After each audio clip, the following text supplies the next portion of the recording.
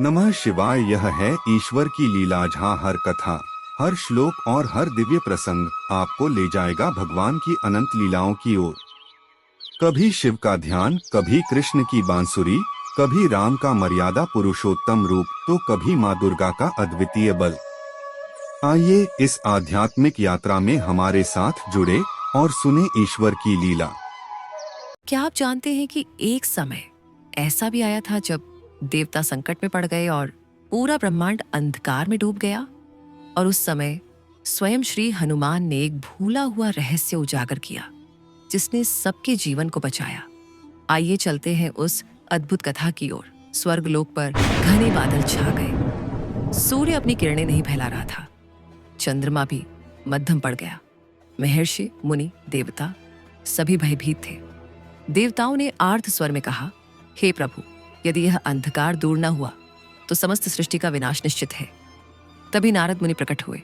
वे बोले, यह कोई साधारण संकट नहीं है। त्रेता युग में एक व्रत था, आदित्योपासन व्रत। जब तक यह व्रत किया जाता रहा, सूर्य कभी नहीं डूबा। लेकिन समय के साथ यह व्रत भुला दिया गया। अब इसे पुनः स्थापित करना होगा। देवता प्रश्न करने लगे, कौन करेगा यह व्रत?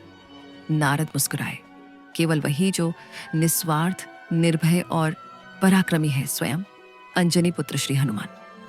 हनुमान जी कैलाश पर ध्यान मग्न बैठे थे। जब देवताओं ने उन्हें निवेदन किया, उन्होंने दृढ़ स्वर में कहा, जहां धर्म संकट में हो वहां हनुमान मौन नहीं रह सकता। मैं ये व्रत पूर्ण करूंगा। हनुमान जी को पूरे ब्रह्मांड की परिक्रमा करनी थी और प्रत्येक दिशा में सूर्य की किरण को पुकारना था। वे आकाश में उड़ते, समुद्र पार करते, पर्वतों को लांघते और अंततः पाताल तक पहुंचते।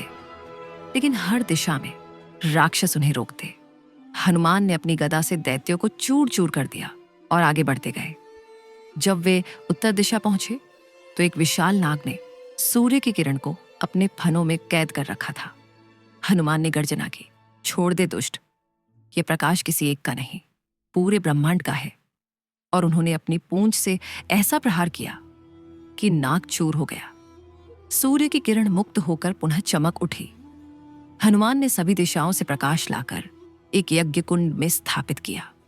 देवताओं ने पुष्प वर्षा की और कहा, आज से यह व्रत अमर होगा।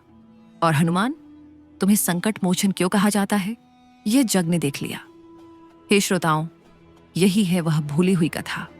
यह हमें सिखाती है कि असली शक्ति केवल बल में नहीं, बल्कि संकल्प और निस्वार्थ भाव में होती है। जब भी हम जय बजरंग बली पुकारते हैं, तभी जीवन का अंधकार मिटकर प्रकाश फैलता है।